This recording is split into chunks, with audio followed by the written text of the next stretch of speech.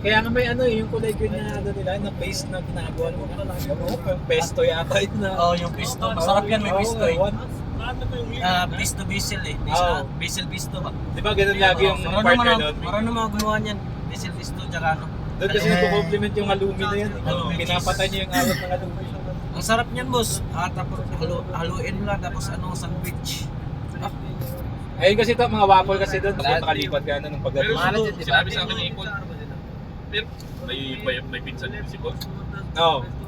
Dami na magkakamag-anak doon. Wala akong dala pero kontak ko. Family reunion yun eh. Putang yun. Akala ko pinsan ni Boss to. Taga-Cavite kasi. Mas lalala pa. Siguro after 3 months.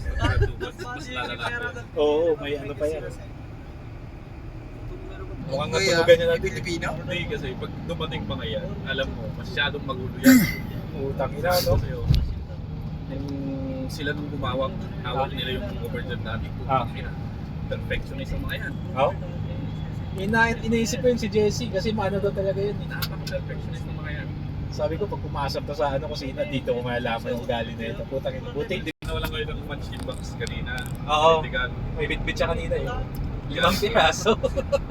Taka na labas siya sa engine eh. Ronaldo nga, ang daming customer.